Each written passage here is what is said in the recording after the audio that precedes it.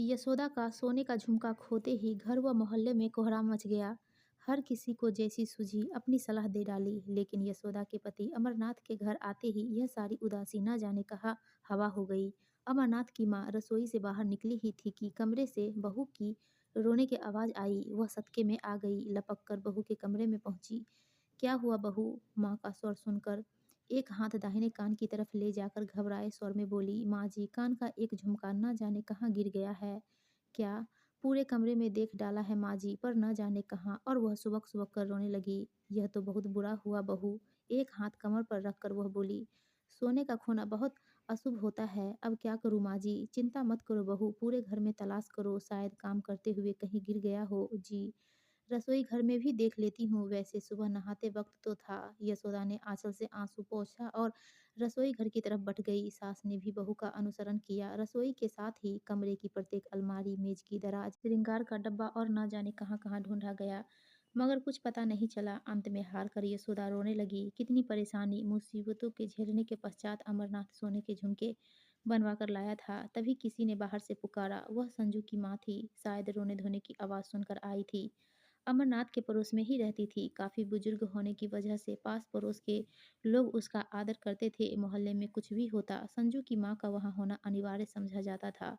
किसी के घर संतान उत्पत्ति होती तो सोहर गाने के लिए, शादी ब्याह होता तो मंगल गीत गाने के लिए उसको विशेष रूप से बुलाया जाता था। जटिल पारिवारिक समस्याएं, आपसी मतभेद एवं न जाने कितनी पहेलियां हल करने की क्षमता उसमें थी। अरे क्या हुआ अमरनाथ की माँ?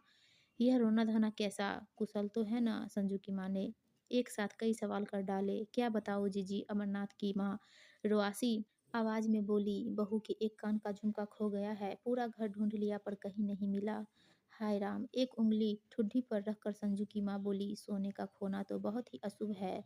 बोलो जीजी क्या करूँ? पूरे तोले भर का बनवाया था अमरनाथ ने। एक काम करो अमरनाथ की माँ, बोलो जीजी, अपने पंडित शास्त्री जी है ना, वह पोथी पत्रा विचारने में बड़े निपुण है। पिछले दिनों किसी की अंगूठी गुम हो गई थी तो पंडित जी की बताई दिशा पर मिल गई थी। डूबते को तिनके का सहारा मिल गया। शारदा कातर दृष्टि से संजू की माँ की तरफ देखकर बोली, उन्हें बुलवा दीजिए अम्मा जी, मैं आपका एहसान जिंदगी भर नहीं भूलूंगी। धैर्य रखो बहू, घबराने से काम नहीं चलेगा, संजू की माँ ने हिम्मत बंधाते हुए कहा।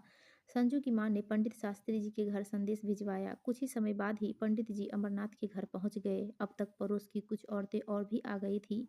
शारदा आंखों में आंसू लिए यह जानने के लिए उत्सुक थी कि देखते हैं पंडित जी क्या बतलाते हैं। पूरी घटना जानने के बाद पंडित जी ने सरसरी निगाहों से सभी की तरफ देखा और अंत में उनकी नज़र शारदा पर केंद्रित हो गई, जो सिर झुकाए अपराधिन की भांति बैठी थी। बहू का राशिफल क्या है? कुंभ राशि। ठीक है। पंडित जी ने अपने सिर को इधर उधर हिलाया और पंचांग के पृष्ठ पलटने लगे। आखिर एक पृष्ठ पर उनकी निगाहें स्थिर हो गई। पृष्ठ पर बनी वर्गाकार आकृति के प्रत्येक वर्ग में उंगली फिसलने लगी। हे राम! पंडित जी बड़बड़ा उठे। घोर अनर्थ, अमंगल ही अमंगल। सभी औरतें चौंक कर पंडित जी का मुंह ताकने लगी। शारदा का दिल जोरों से धड़कने लगा था। पंडित जी बोले, आज सुबह से शुक्र कमजोर पड़ गया है। राहु ने जोर पकड़ लिया है। ऐसे मौके पर सोने की चीज को खो जाना अशुभ और अमंगलकारी है। शारदा रो पड़ी। अमरनाथ की माँ व्याकुल होकर संजू की माँ से बोली, हाँ जीजी, अब क्या करूँ?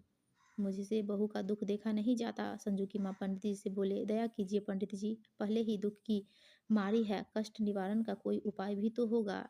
है क्यों नहीं? पंडित जी आंख नचाकर बोले, ग्रह को शांत करने के लिए पूजा पाठ, दान पुण्य, धर्म कर्म, ऐसे कई उपाय है। पंडित जी आप जो पूजा पाठ करवाने को कहेंगे सब कराऊंगी। अमरनाथ की माँ रुआसी स्वर में बोली, कृपया करके बताइए झुमका मिलने की आशा है या नहीं? लंबी हुंकार भरने के पश्चात पंडित जी की नजरें पुनः पंचांग पर जम गई। उंगलियों की पोरों से कुछ हिसाब लगाया और नेत्र बंद कर लिए। माहौल में पूर्ण नीरवता छा गई। धड़कते दिलों के साथ सभी की निगाहें पंडित जी की स्थूल काया पर स्थित हो गई।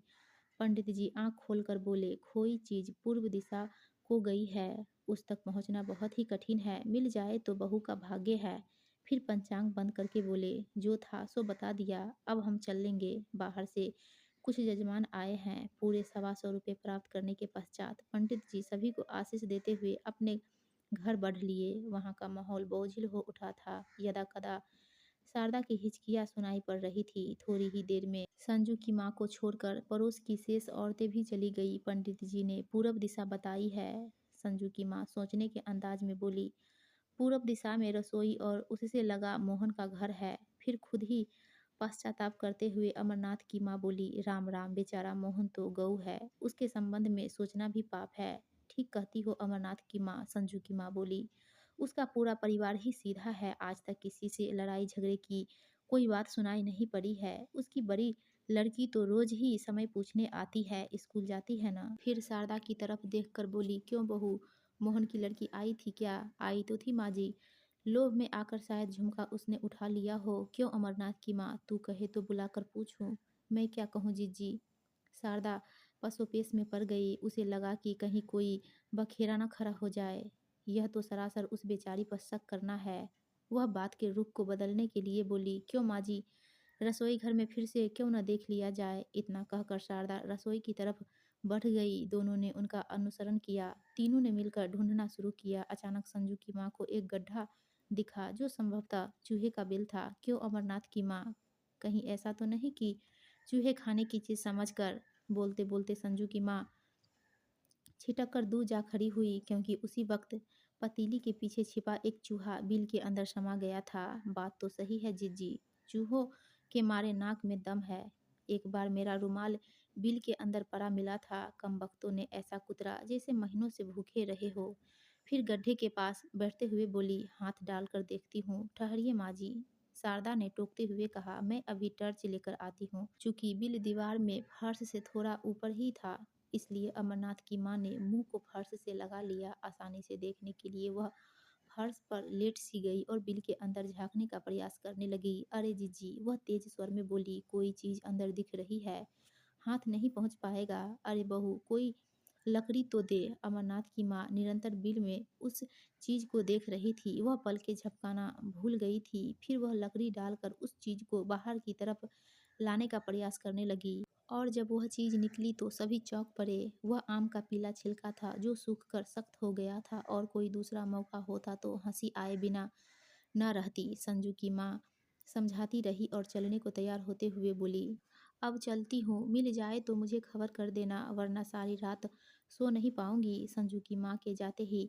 शारदा फपक फपक कर रो पड़ी। रो मत बहू, मैं अमरनाथ को समझा दूंगी। नहीं माँ जी, आप उनसे कुछ मत कहिएगा, मौका आने पर मैं उन्हें सब कुछ बता दूंगी। शाम को अमरनाथ घर लौटा तो बहुत खुश था। खुशी का कारण जानने के लिए उसकी माँ ने पूछा, क्या बात है बेटा, आज बहुत खुश हो? खुशी की बात ही है माँ, अमरनाथ शारदा की तरफ देखते हुए बोला। शारदा के बड़े भैया के 5 लड़कियों के बाद लड़का हुआ है। खुशी तो शारदा को भी हुई, मगर प्रकट करने में वह पूर्णतः असफल रही। कपड़े बदलने के बाद अमरनाथ हाथ मुंह धोने चला गया और जाते जाते कह गया, शारदा, मेरी पैंट की जेब में तुम्हारे भैया का पत्र है, पढ़ लेना। शारदा ने भारी मन लिए पैंट की जेब में हाथ डालकर पत्र निकाला। पत्र के साथ ही कोई चीज खट से जमीन पर गिर पड़ी। शारदा ने नीचे देखा तो मुंह से चीख निकल गई। हर्ष से चीखते हुए बोली, माँ जी, यह रहा मेरा खोया हुआ सोने का झुमका, सच मिल गया झुमका। अमरनाथ की माँ ने प्रेम विहल होकर बहू को गले से लगा लिया। उसी वक्त कमरे में अमरनाथ आ गया। दिन भर की कहानी सुनते सुनते वह हंसकर बिस्तर पर लेट गया, और जब कुछ हंसी थमी तो बोला, दफ्तर जाते वक्त मुझे कमरे में बेड के नीचे पड़ा मिला था। मैं पैंट की जेब में रख कर ले गया। सोचा था लौट कर थोड़ा डांटूंगा, लेकिन यहाँ तो। और वह पुनः खिलखिलाकर हंस पड़ा। शारदा भी हंसे बिना न रही। बहू, तू अमरनाथ को खाना खिला, मैं जरा संजू की माँ को खबर कर दूँ, बेचारी को रात भर नींद नहीं आएगी। दोस्तों, आपको ये कहानी अच्छी लगी हो तो प्लीज़ हमारे वीडियो को लाइक कीजिए और चैनल को सब्सक्राइब